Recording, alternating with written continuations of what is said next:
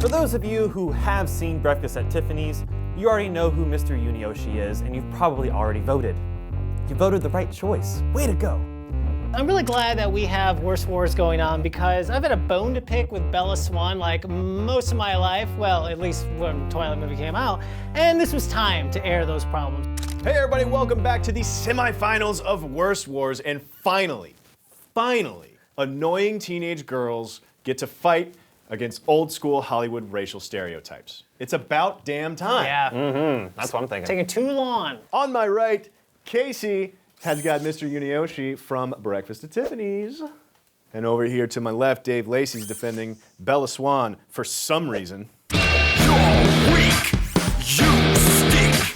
Let's face it, you're a douchebag. Guys, as per usual, you get 2 minutes for opening arguments. You'll each get 1 minute for rebuttal, and then we'll do some freeform stuff until I get tired of hearing you talk, and I'll tell you to shut up. I'm gonna take this opportunity to admit to you guys that the whole coin thing, bull.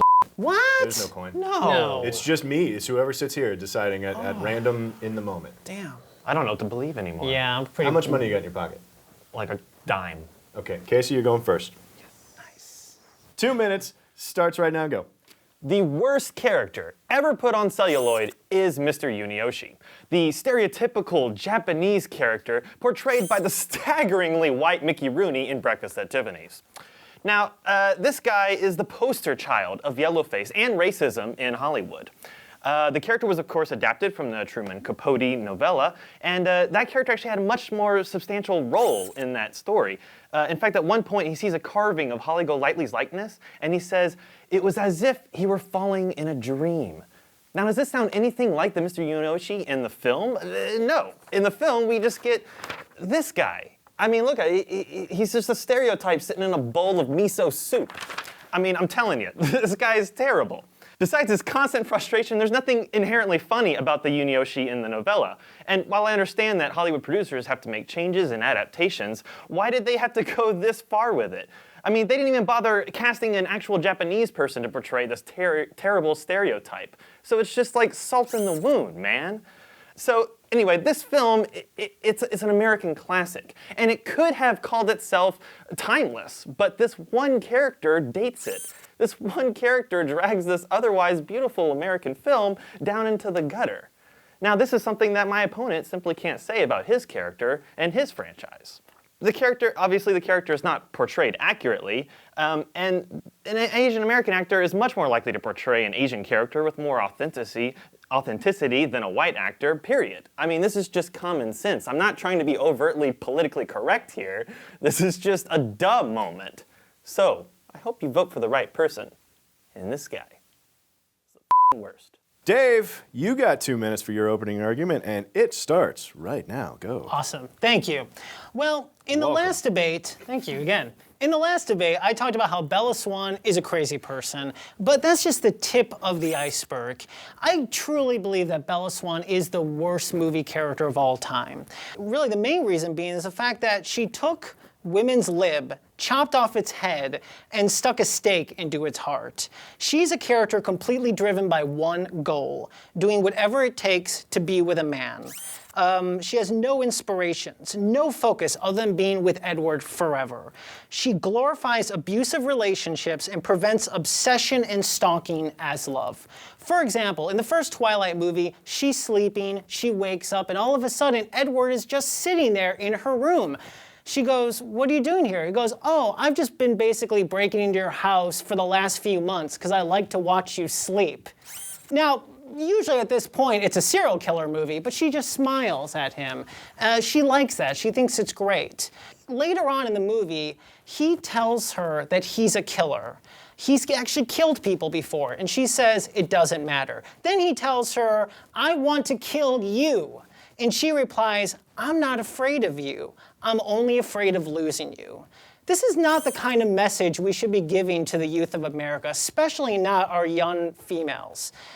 This girl doesn't care about her life unless a man can give it context. When Edward leaves her in the second movie, she commits suicide, and if it wasn't for Jacob going and saving her, she would have been dead. And she ultimately feels the need to transform into a monster just so she can be with Edward, who's a strange, abusive old man who she had only known for a few days before proclaiming her undying love to him. Time for rebuttals. Casey, Dave over here wants to be in charge of talking to our nation's young women because Bella Swan's not doing a good enough job. What do you say to that? You got a minute right now, go. What I have to say is this. Look, Bella Swan is just the personification of teenage romance. Now, while this does make her a flat character, it's all on purpose. She's just a vehicle for the audience member to put themselves in this fantasy of being torn between these two, really sexually charged males that have superpowers. That's all she is. Now, is there anything wrong with that? No. I mean, this is basically a romance novel. And while society deems romance novels trashy and, not considered art, they also say that it serves a purpose, and it does it well. And Bella and the Twilight movies, they serve this purpose even better. If you saw any of the Twilight movies and you just were seething as long as Bella was on the screen, then this just isn't your amusement ride, man. I mean, how could you call a character that has provided fanciful entertainment to millions of people as the worst character in cinema history? It's contradictory, man. Contradictory, man. You must be this tall to ride this ride, baby. What do you say? 1 minute, go. All right. Unlike the Twilight movies that are aimed at young girls in their formative years, Breakfast at Tiffany's is made for adults. No one at the time saw Mr. Yunioshi as more than just a goofy comedy relief. And everyone who sees Breakfast at Tiffany's now sees how racist the character is. And no one thinks it's an accurate portrayal of an Asian man. There was no malice or agenda to make all Japanese people look like fools. They created a horribly misguided caricature. It's racially insensitive, for sure. But there are other Asian actors in the movie, and none of them have buck teeth and acted like that. Mickey Rooney was playing the fool like Mickey Rooney always played. And you know what? Should they have changed Mr. Yunioshi to a goofy white character when they cast Mickey Rooney? Of course they should have. It can be argued he's not even the most revolting character in the movie. That honor would probably go to Jed Pedophile Clampett, who, by the way, really messes with that movie bad and no one bothers talking about it. Guys, we got pedophile cards being played here. Let's just freeform it. Ready, go. Okay, first of all, no one was offended by Mr. Yunioshi in 1961. No one. Not even the hundreds of thousands of Japanese Americans that were put in internment camps in the 40s. No, none of those people. They were like, oh yeah, my cousin looks just like that. I don't think anyone believed that that was an accurate portrayal. I think a lot of people, misguided, thought it was funny. But I also think it's, in a way, interesting because now we can look at a classic and say, you know what? Maybe it wasn't so great. Look how messed up the time was then. And you know what? Maybe we have come closer and have a lot more to do. We've come a little bit closer, but this is still a rampant problem in Hollywood. I mean, are you telling me that Ghost in the Shell wouldn't be better if it was a kick-ass Asian actor instead of Scarlett Johansson?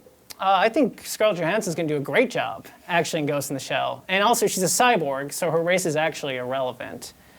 Because it's fake skin that they created. So, I think the thing, though, is that, Casey, in your last argument, first off, you went on and on about the fact that this is a classic movie and Mr. Yunioshi is the only thing that's a stain on it. Mm-hmm. I believe the man who married a 13-year-old girl and came back to retrieve her, they were all supposed to feel sympathetic about because she's such a free spirit and, I guess he can't get his young child bride again, is super creepy, never talked about. I grew up in the South, and that is not that inaccurate from what was going on back then. I mean, Japanese people did not act like that even then. They didn't look like that, they didn't sound like that. They didn't do any of that stuff. It was a terrible adaptation. But that was the point. That's what Mickey Rooney always did. He always played the idiot. In all those movies back then, he was like Rob Schneider. He was the guy who'd show up and do a stupid thing. Right. Once again, should have changed his name, should not have gone with all like the lanterns and stuff like that. Totally messed up. Right. But he's also an do anything in the insignificant film. character. He's insignificant. Exactly. That's the point. Bella has been ruining young women for 5 movies. Mr. Yunioshi, you could cut out. Absolutely not. 100%. Are you kidding me? This is just a fantasy.